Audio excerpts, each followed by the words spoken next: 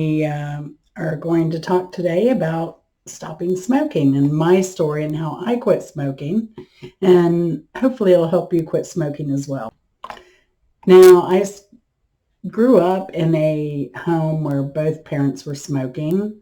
I, I was a child of the 60s and the 70s and the 80s. So, I was around a lot of smoking ads, adult smoking. As kids, we'd dare each other to go into the ashtray and grab a cigarette and smoke it. It's so disgusting thinking about it now. Um, but yeah, we did all that. And then, I was influenced by other people I hung out with as I got older. Um, and, cigarettes really tasted good with a beer at 13 years old. So there's that. Um, but yeah, so, and then the craziest thing is my high school had a smoking lounge. It was outdoors, but, you know, that's what it was. So I got $1 for lunch every day, and that dollar went for cigarettes every day. It's hard to think that they were $1 back in the 70s, but, it's kind of my smoking past from a young age. And then, I started experimenting around 13. And then once I hit that high school where we had a lounge and everything was convenient, yeah, I smoked a pack a day back then. And I continued to smoke until my 40s. I got really serious about wanting to quit smoking. I got high blood pressure, and, I was sitting in an office cubicle, like a veal fattening pen. And so, I really wanted to quit smoking, and I was getting chronic bronchitis all the time, twice a year at least. Um, so I talked to my doctor about it, and he said, well, I can write you a prescription for Wellbutrin. Well, at the time, Wellbutrin was not covered for smoking under insurance. So I would have to pay out of pocket for that. So I was like, what the heck? I'll give it a shot.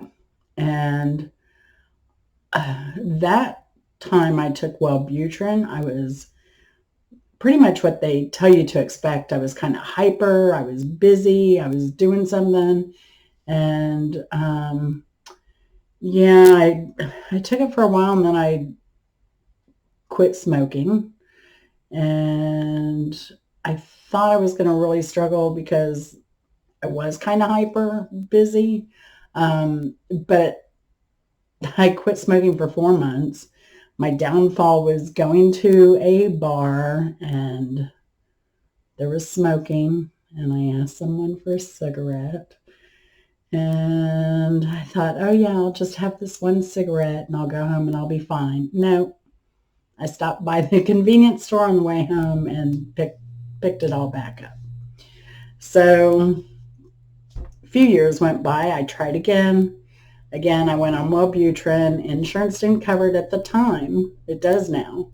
So I went on the Wellbutrin, and the problem I had with Wellbutrin that time was that I emotionally and probably kind of mentally kind of just flatlined. I was just no emotion. I was always upbeat at work, super positive person. I was a manager.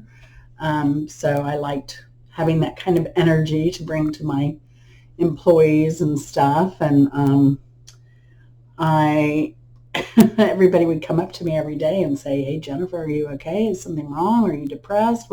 What's going on? Are you having family problems? Or anyways, so I didn't know what to do. It was kind of affecting my career. So I, just gave up on the Wellbutrin and continued smoking. So all that time passes and I hit my 50s. So in my 50s, come coming up on mid-50s, I was ready to stop again. And I'd been through this so many times and kind of done the same thing each time now. But I'm done. I won't be smoking anymore, that's for sure. But so what I did this time was talk to my doctor, and I got on the Wellbutrin. Now insurance does cover it, like I said. And the great thing was that I got on the Wellbutrin and I got it into my system for a month. And then I came up with a quit date. So I called I believe it's 1-800-QUIT-NOW, which is, what is that number? 800-784-8669. 784-8669. So call that number. Even if you're not ready to quit right now, go ahead and call that number. Now, they will ask for a quit date, and you can give it to them then, or you can tell them that you're undecided. I highly recommend going ahead and giving them a quit date. So, and what they'll do, they'll also do a health assessment, and if they feel you need gum or a patch. Now, I can't do a patch. I'm allergic to the adhesive. That was another thing I tried before. Disaster. Doing the patches was terrible. So for me, just for me. But they did send me nicotine gum. I never took any, but it was there if I felt I needed it. So I was kind of happy to have it.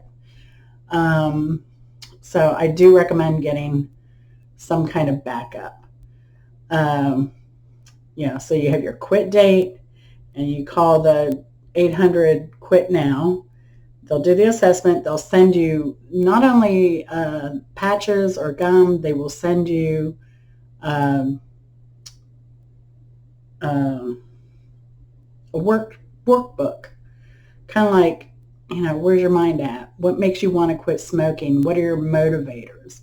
And they tell you how your body will heal over time and what that timeline looks like, but mainly working on the psychological part of why you're addicted to the cigarettes. And that is the most important thing, right? So get the workbook and really do the work, because it really keeps things in the back of your mind and gives you priority. And if you need to, pull the sheets out and hang them up as a reminder, or fold them up and put them in your wallet or put them in your car, whatever you need to do.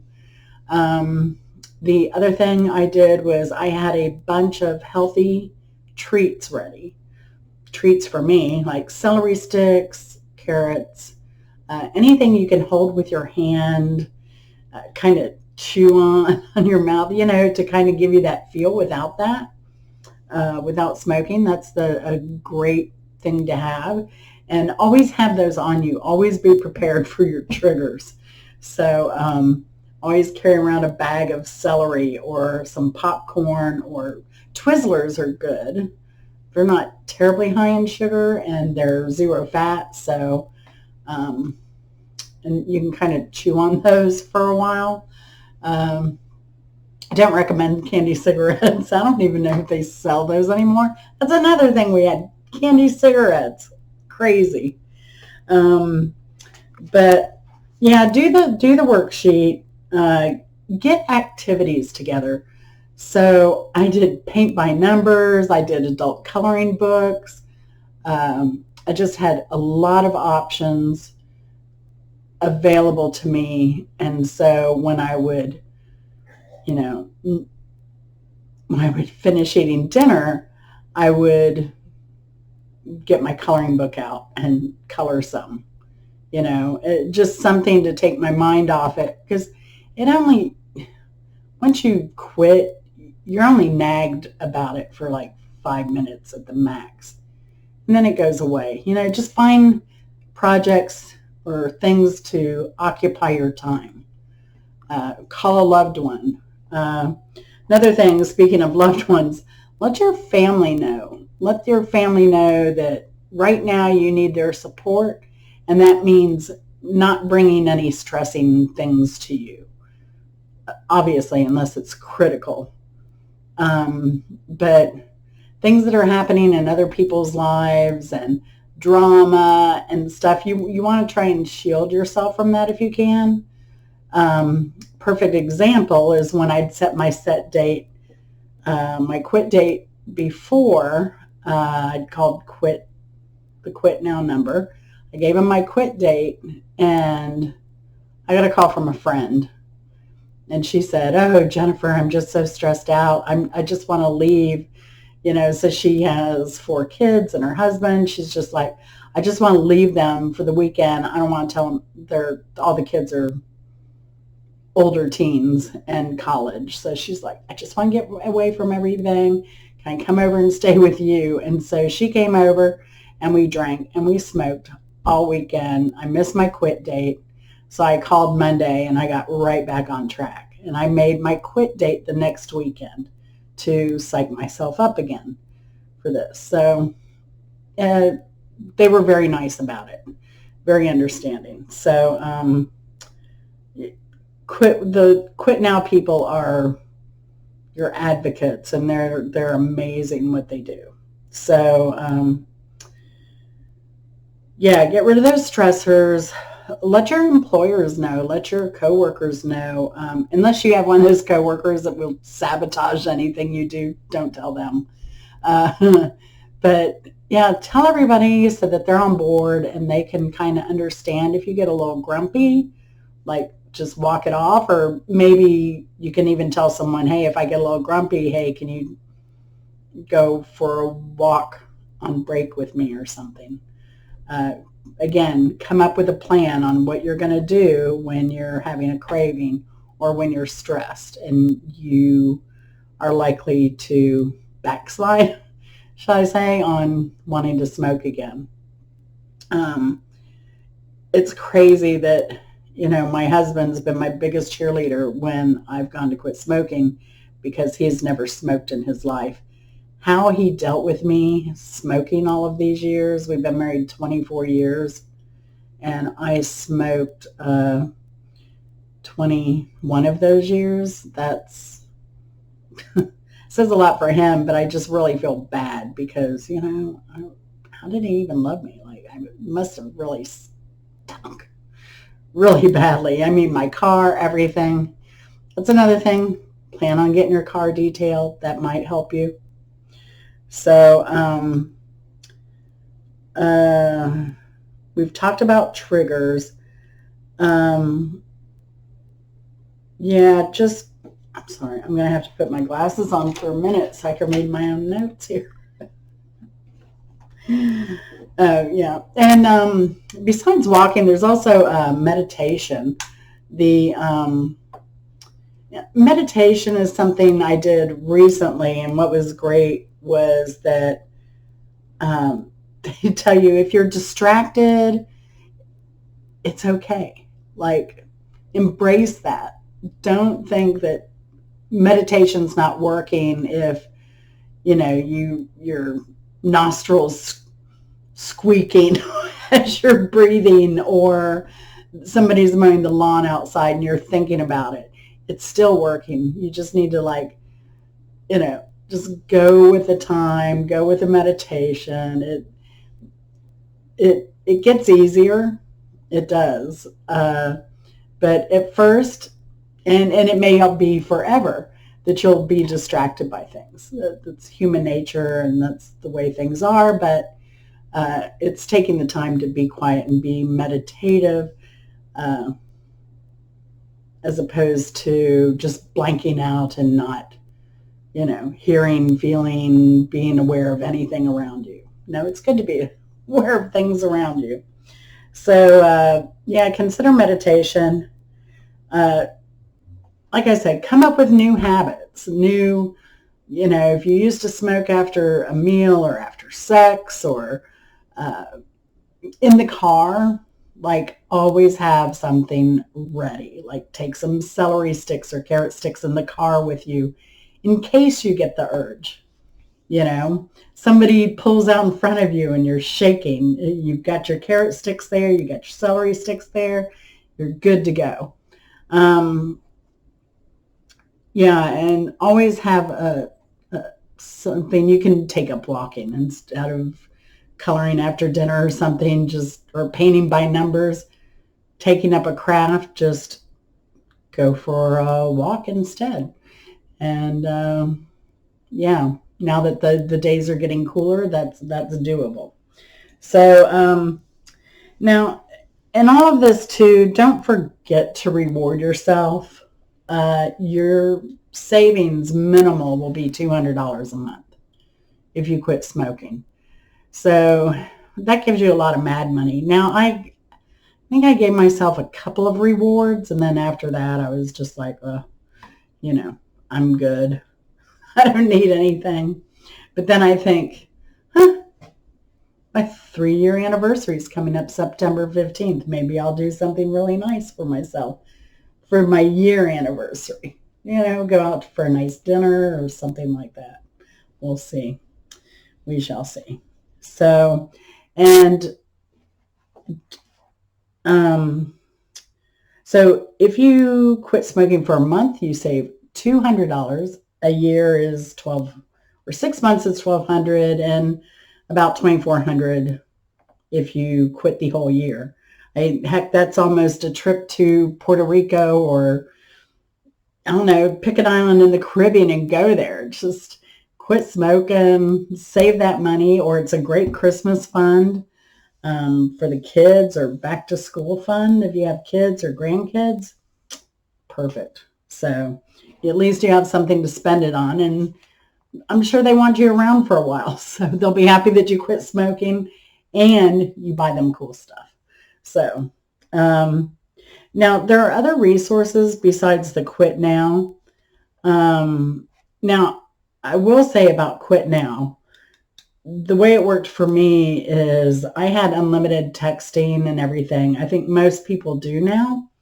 So you call the number, you have a quit date, they do the medical assessment, they send you patches or gum. I think they want you to call back on your assigned quit date and say, okay, I'm quitting. Today is my day. And with them, I believe you get 5 free counseling sessions. And I think when you call, I think that counts as one. But then you'll get 4 other opportunities to where if you're really, really stressed out and you can't talk to anyone around you about how you're feeling, you call them. I would probably call them first anyway, because they're going to protect you and make sure you're finding something to do and finding a way to take out your stress. And knock on wood, I have never had to call that number. That's crazy. But what they did do, and I really liked it, that I didn't have to involve my family or anyone so much. I had an accountability. They would text you and say, on a scale of 1 to 10, how are you feeling today? And you put in a number, and then like, I think they'll ask you, have you had an urge to quit, to smoke? You put in yes or no, and then I think they'll ask you if you did. Answer yes or no, like 1 or 2. And then that's how that goes. Now, like I said, I didn't have any slip up, so I don't know what happens if you've slipped up and had a cigarette. I'm assuming they're going to say, hey, that's all right. We're here for you. Give us a call. Something to that effect. But I personally, it was a great program. Now, they'll text you, I think, every day. I believe it was for a certain amount of period, and then they slowly taper down how often they call you. I think I had a year checkup that kind of surprised me, but I haven't had any contact with them since. But it was great. It was a great support. I totally love it. You have to authorize that. They'll still send you the other stuff, but I highly recommend it because it was kind of a private accountability, if you will. You understand? And it was kind of between me and my phone, not people around me. So the other resources you might want to look into are a lot of hospitals also offer stop smoking clinics that you can be involved in if you're really struggling and you need to go to a live meeting or something. I'm sure there's something like that near you. You can call your doctor about it or your local hospital or hospitals about that. And this is funny. I've been wanting to do this for a while, and I kind of had some distractions. I've been redoing the office here. So I got that done. And I'm kind of glad because I watch Rylan Adams' podcast, The Sip, and his co-host, Lizzie Gordon, she was a really heavy smoker, and he absolutely couldn't stand it. When they first started doing the podcast, I think every week they would talk about her smoking. And finally, she tried this hypnotist. His name is Kerry Gaynor, and that's KerryGaynor. And he has a method. He's a method man. So it's Kerry Gaynor method. And it's he does hypnotism to quit smoking. And there are 3 sessions that you do for this, and it's $149. Now remember, you're saving $200 a month just by quitting. You don't quit the first session, you quit the second session. And I know with Lizzie Gordon, I think she's been nicotine free for a year, and it's very, very effective for her. But she had brought it up in this podcast the other day again. And so I was able to get that information, bring it to you. I'd totally forgotten about her quitting smoking. I'm glad I went to the website because he also does something with sleep disorders. Like, I guess he can hypnotize you into getting into a regular sleep pattern again, which is, I might be calling him and hiring him. He is not sponsoring me. This is not sponsored. I wish I could get you a discount code, maybe. We'll see. But yeah, for $149, and it works within 3 sessions, I think it's probably well worth it. Very well worth it. And I know Lizzie Gordon had some other addiction issues, so I'm sure it gives her some other tips in how to deal with other stuff if she's confronted with it. Now, he also does stop drinking. And if drinking is a problem, and that's your drinking and smoking go hand in hand, it did for me for a long time. Now, for whatever reason, this time I quit smoking, and I think like 3 or 4 weeks later, we were someplace, I was offered wine, and I'm like, okay. And I had a little bit of wine, and I was fine. And so now I can drink, and I have no desire to smoke when I have a little bit of wine.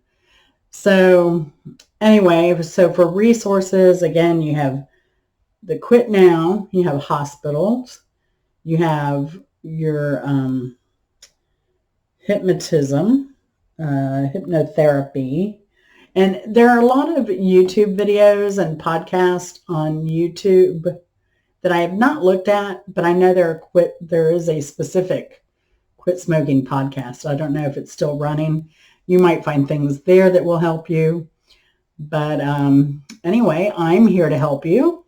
So if you have any questions, you have any comments, you're stressed, you need some help, and I'm awake, leave me a comment. I'm usually right around my phone, so hopefully I can help with some of that.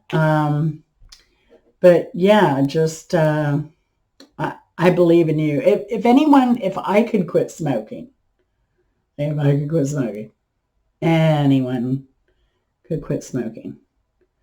And the crazy thing is was it 1 year after I'd quit smoking, I was in a terrible, terrible car wreck. And there were people standing around me that were smoking. And I was waiting for the fire department to come and get me out. And I was like kind of shocked that I didn't want a cigarette. Like, such a traumatic event. They were around me smoking. I easily could have asked for a cigarette and gotten one, but I didn't. And I didn't want one. It was just crazy to me. So being free of that bond, really, it's amazing. It feels great. And so again, I'm on my September 15th will be my 3-year anniversary. I'm excited. Can't wait. And yeah, I'm sure you can quit smoking, and we can celebrate your anniversary in the next years coming. So I hope you've gotten something out of this that will help you on your journey. And I wish you luck. I know you can do this. I believe in you. And yeah, leave some comments if you have any questions, and we'll talk about it.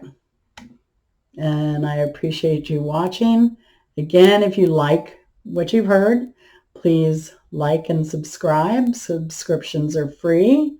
Hit the notification bell so you always know when I've posted a video. Well, most of the time, if YouTube's cooperating and lets you know that I've posted a video.